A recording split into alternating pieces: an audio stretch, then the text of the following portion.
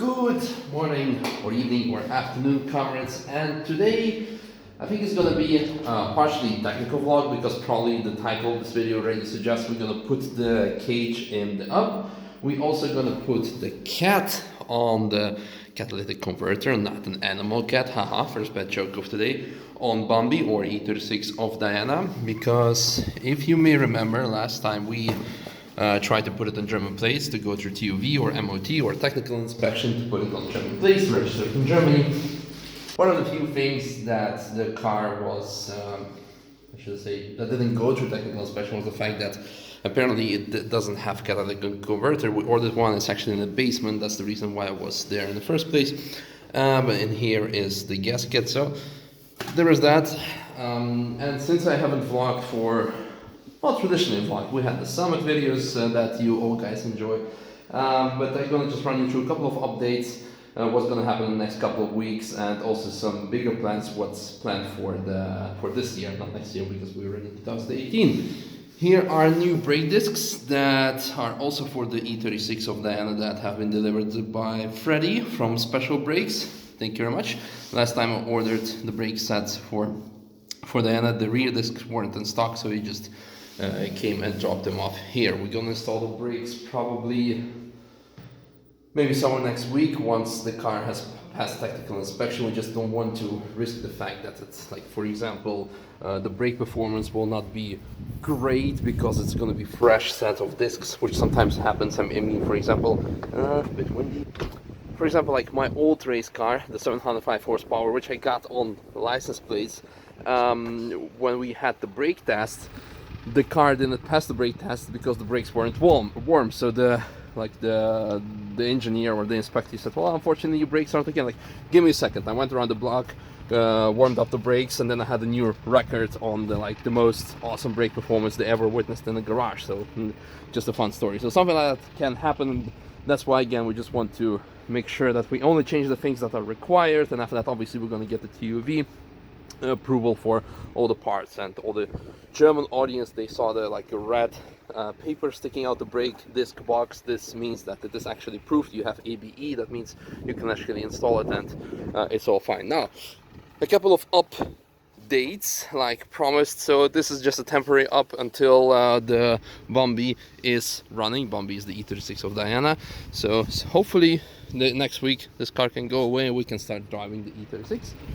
For the Polo, we don't have anything planned other than, if you remember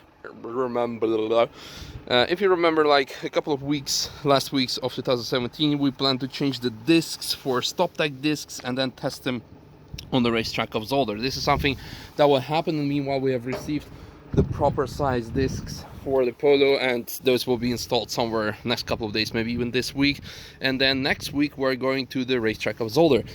Big reminder, on 18th is going to be a drift day at Zolder, so if you enjoyed last time I was drifting, if you want to have a go with your own car, I believe it's like something like 175 euros if you want to drift the whole day with your own car, and on top of that you can rent the E30 like we did last time.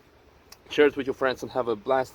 Make sure to check out the description of this video where there will be a link to the actual event. And it's getting very windy. We actually had a storm at the Nürburg, and there was like a tree that fell and hit the guardrail, so there are a lot of bad jokes about it. Anyway, yes, we're going to Zolder, so if you want to join us on 18th on the drift training, on the 20th there's going to be track day in Zolder where we're gonna bring this car. So you could, if you want to rent it out for a couple of laps, or just come and say hi to us. So there's that. The 218, not much, or actually nothing is planned for this car. Or am I lying?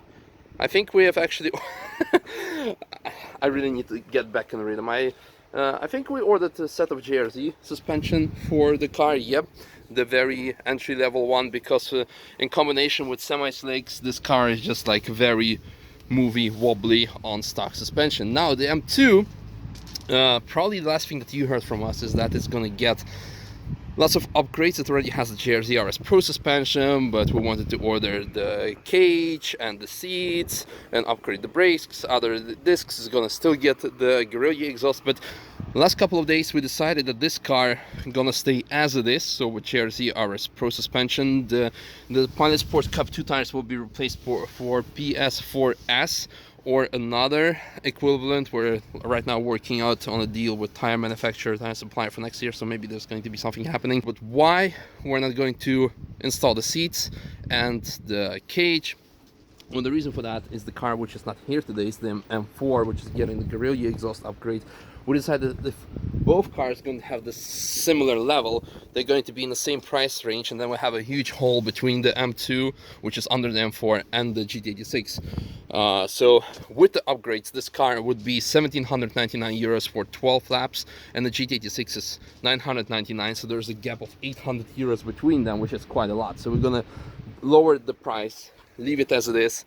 So there's going to be, as you understand, like more of a fill. And later, if we decide to buy another car, we go. And at this point, it's the 718, the Cayman, the Porsche. And if we're going to decide to put something between the M2 and the GT86, there's going to be that. Now, let's move out there and hopefully we'll not get bothered by the wind too much. Okay, at this side it's a bit less windy, so let me explain you what's going to happen with the cars that you see here. So Tim's new car, the E92, gonna get quite some upgrades, but this is going to happen later, as well as Tom's E46. E36 of Diana, like I said already, is going to get the cat and the handbrake fix and a lot of other couple of fixes like the hydraulics of the hood, which were like a point to which they said, well, your car's not going to pass because it's not fixed. Make sure to fix that. So we're going to fix that later today.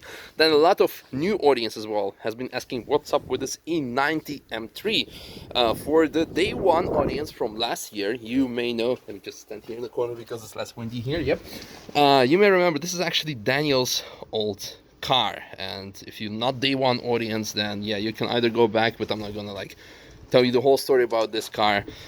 It has actually quite a story, but maybe something for later. Anyway, Robert has bought it, and the idea was to have it as a rental car and one of his track toys, but a company that actually took the responsibility to build this car, I'm not going to name any names here, but the car was started to be worked on like last December, so over a year ago by now, December 2016, and somewhere like June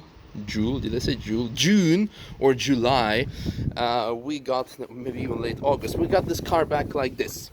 So almost after a year, and here, sorry guys, but this is basically the same as saying, go fuck yourself and finish it yourself. Getting a jigsaw puzzle without actually knowing the picture.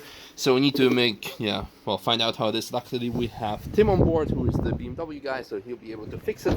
This car is for sale, and actually, I believe Mr. Stateside Supercars, the Nürburgring fans probably know his channel, he posts quite some videos about Nürburgring as well, is gonna buy it once the car is running. The engine is inside, so Tim just needs to sort of everything. And since Robert already has the black E92, this will be, well, the replacement.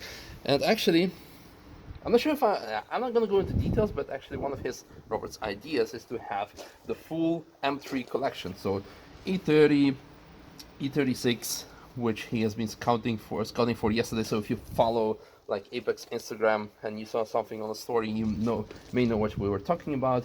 The E46, something we need to look for, and then well, the E92 he already has, and we have the M4, so he could make that as his private car at some point. Then the GT86, found the engine on eBay. We just need to make sure that it's, well, actually put things in motion. RT Motorsport, our friend Alex, gonna fix that because Tim doesn't have time for an additional car because he needs to sort it up. Something we're gonna have a look at a bit. Actually, let's go there now. I mean, this is his day. The car is not gonna get any updates anyway. So what's happening here? Ooh, music. So that's off. I like music, but YouTube doesn't like music for copyright purposes. Yesterday, me and Diana were in Belgium, and unfortunately, I wasn't able to capture the first steps of Tim and Tom putting the cage in there. But here it is. This is actually something we've ordered way long back, I believe, like somewhere maybe in May, maybe in June we already had it. But there were just like other priorities of fixing other cars. It was never a priority to put the cage in the up, and well, now over the winter we are doing it. Or actually let's say just Tim and Tom, because I'm just here and filming stuff. It is a Weichers cage, bolt on, so not a welded cage, with TUV or AB approval, so no issue with the German legislation. A lot of questions are regarding cages, like, are you allowed to cage your car at all, or is it not allowed according to German legislation? No, you can cage your car, it's no issue. But you need to make sure that you run padding on top of it, so in case you're gonna hit your head, or you need to wear a helmet in it all the time. There are a couple of other things as well. But anyway, both the cage, we might talk about the fact that this car is going to be for rent next year, actually this year already, it's already 2018. It's going to be for rent, so you could drive it kinda, but it's going to have a special twist. It's not going to be just a rental car, it's going to have something special attached to it, and for that you need to stay tuned. I believe like in a couple of days, me and Robert are going to make a video explaining the whole concept. All you need to know, it's going to be awesome for all of you guys. But yeah, full spec cage, and there's not much more I can tell you about actually. Well, maybe Tim can give some comments. What would you like to know? How's like the installation of the... So far, it's actually easier than the Cooper was. Is it? Yeah, because the materials are thinner, like the carpets and stuff like that. Okay. So the Up is more a race car than a Cooper tonight. Yeah. There's a couple of things that need grinding off, like a couple of like mounting lugs and stuff for existing cables. So I'll grind those off. Once they're ground off, I can get the cage in, and then I can sort of make some marks where the holes need to go through the shell. Take the cage back out again, drill the holes, cage back in again, fold the cage down, and then cut round the carpets, obviously where the cage sits. Yeah, so like you did with the Cupra, exactly. That's going to be. And then the seats back in, harnesses in. And then we're good to go. Perfect. So how long do you think roughly the installation takes place of a cage, like time-wise? I think this one's going to be 3 days. 3 days. And it's like something just that you do in a chilled environment. Yeah, I mean you probably could throw it in a day. Yeah, if you're just going to be rushing with a couple of friends as well. Yeah, I'd rather make sure it's right and get everything neat and tidy. So. Absolutely. Just some indication for our audience if they decide to put it in the cage themselves. I mean, this is basically a two-man job at least, right? Yeah, at least just to maneuver the cage in. Once the cage is in, you can manage on your own. But just trying to maneuver that in and get it right, where you grab another piece of metal and it's just it's definitely easier if there's two people. Like it's not even like it's a skilled job. It's just manual labour. Yeah, you're lifting pieces into the cars, and then obviously once it's in place, then it's a bit more skill involved in terms of. Yeah, but it's pretty much like a Lego, right? There's nothing like it's not like disassembling an engine. No. I mean, you don't need like. It's just a lot of common sense more than anything else. Do we need to remove the door cards? I don't know yet. Okay, this is something we'll need to find out. Yeah. Hoping not. Yeah. Otherwise, we're going to run full carbon fiber doors anyway. Yeah. This is unfortunately a joke because, again, this car is going to be like in a kind of rental fleet, and I'm already actually ordering my new car. As of now, I'm supposed to get any minute a quote from the Hyundai dealer for the i30N. Yep. So I already announced it like in Shmi's video and already hinted in the past to you guys that this is the car of my choice for 2018 i30N because we're already quite long into this video, so this is all you need to know for now. I'm gonna go into detail later on that, but there's that. You can congratulate me and tell me what you'd like to see with this car. At this point, again, I'm trying to tell you more than I want to, but I just probably gonna keep it more or less stock or have similar level of preparation that all of our cars have. So mostly brakes, tires, suspension, and that's pretty much it. Maybe bolt and cage, but we will see. But again, for now, let's wait till the evening where we're gonna install the cat because already now this video is pretty long. So a couple of hours later.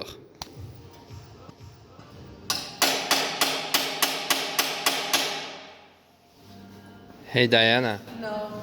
Diana. Absolutely no. Have you ever been to Vegas?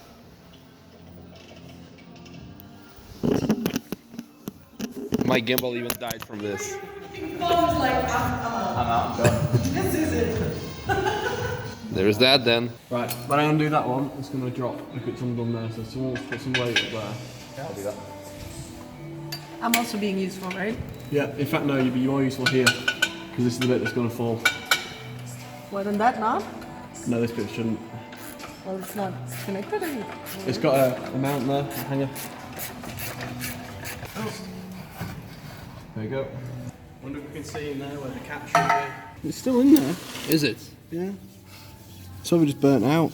There you go. You can see it. There it is. So that's done then. Straight piping. Straight pipe done. Straight Start it pipe. up. Yep. Straight pipe finished.